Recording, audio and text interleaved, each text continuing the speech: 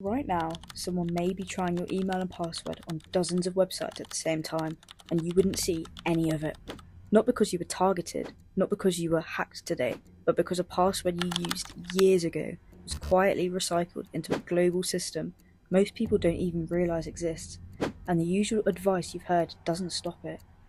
By the end of this video, you'll understand how stolen logins are bought, reused, and weaponised at scale, and why ordinary people are the main fuel for this economy, and what actually reduced your risks of real-world risk, not in theory, but actually in practice. Here's the key insight that most people miss. Account takeovers today are rarely about breaking into one account. They're about testing millions of existing logins automatically until some of them work. And that changes everything. Most people imagine a breach as a single dramatic event. In reality, it's usually quite small, fragmented, and forgettable. A shopping site you no longer use, a forum you signed up to once, an app you deleted years ago. When any of these leak login data, those credentials don't just sit there, they're collected, merged with others, and turned into lists containing millions, sometimes billions, of emails and password combinations. These lists aren't theoretical. Security researchers recently confirmed that tens of billions of stolen credentials are circulating, many of them recent, not even historical. At this point, nothing has been attacked yet. Your login simply is inventory. What matters next is then how it's used. Brute force attacks are inefficient, and guessing is slow. Modern account fraud relies on something else: reuse. Because most people reuse the same password, or small variations of it, attackers don't need to break anything, they just try what already worked somewhere else. This is called credential stuffing, but the name is less important than the mechanism. Software takes a stolen list of logins and tests them, one by one, against real websites, banks, email providers, streaming services, and shopping accounts. Thousands of attempts per minute, from thousands of different locations, designed to look like normal users logging in. Even if only a fraction succeed, at scale that's enough. And this is where the risk becomes invisible. Most of these attempts fail, that's the point. A failed login looks harmless, a typo, or a forgotten password. But when millions of attempts are spread across millions of accounts, the successful ones don't stand out, especially if attackers log in quietly and do nothing immediately.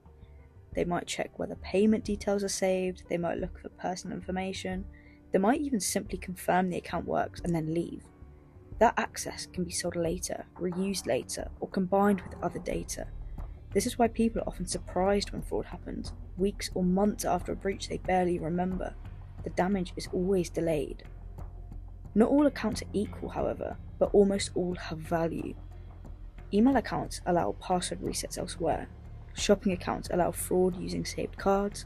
Subscription services can be resold cheaply, and work logins can expose entire organizations.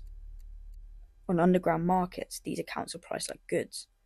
Not based on you as a person, but on what the account unlocks. This turns everyday users into raw material, and it explains why attackers don't stop after one success, they scale. This isn't about what elite hackers or rare targets, it's about volume. The system works precisely because ordinary people underestimate it. A common assumption is, I wasn't hacked, so I'm safe. But in this economy, you don't need to be hacked directly, you just need one reused credential anywhere. Another belief is that strong passwords alone solve the problem.